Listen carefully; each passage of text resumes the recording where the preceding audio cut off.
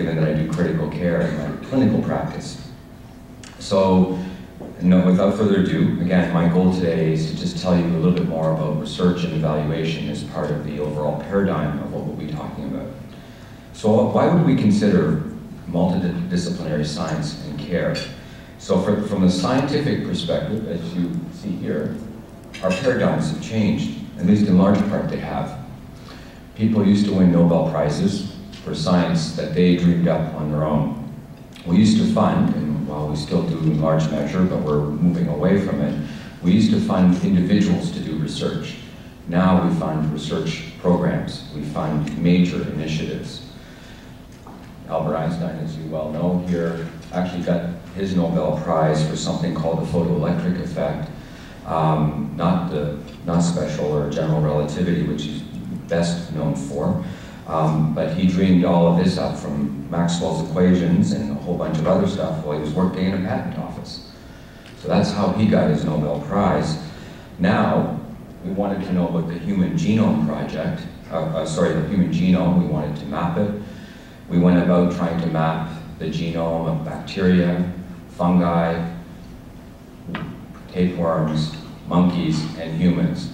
The HapMap project is one where what we did is we mapped all of these organisms, one after the other. So what types of things should we do? I mean, not everything is suitable to working in a multidisciplinary either care environment or research environment. What are the best things to do? And we speak an awful lot more about research now. So there's some things that are best done in one's lab or in one's practice that are very simple, straightforward, and you don't need a whole teams of people to address. While those things are not those complex problems with many dimensions that we face. Pain's a really good example. Pain, as many of you know, has multiple facets. So as an example, pain is a really good one. How to deal with it, either up here or anywhere in the body. So problems should be complex. They should have many facets, not just the one you're seeing in front of you, not just the dental aspect, not just the obvious emotional overlays. They ought to be relevant to a large group of people and important. There ought to be an urgent need for action. This isn't necessary, but it certainly helps get things organized, this urgency issue. And in the research context, what you're doing ought to be original, of course. So as I just said, pain's a good example of a very complex process and condition and or whatever you want to call it that requires often the attention of many, many disciplines.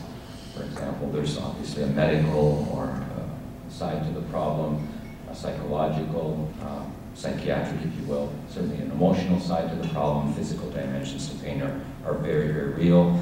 But you know, if you're having to give drugs and very toxic narcotics to individuals, there's a legal side, as many of you who deal in this field are aware.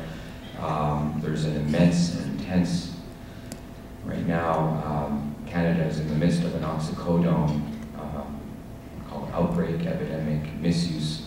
At least our societies are telling us, our colleges are saying, listen, we're overusing, overprescribing this now, quote, illegal drug to a number of people.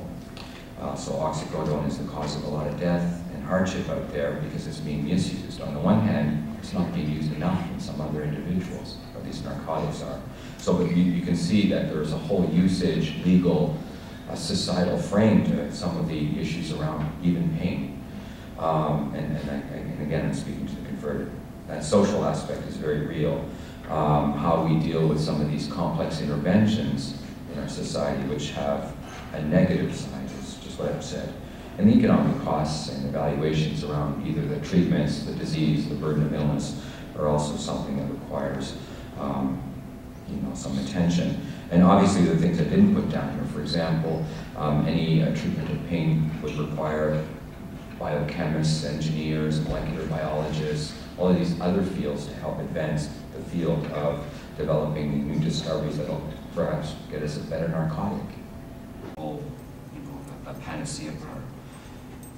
So the reasons why research are more important is that every time you guys think up a new idea, me too, by the way, I fail more often than I succeed big time in research.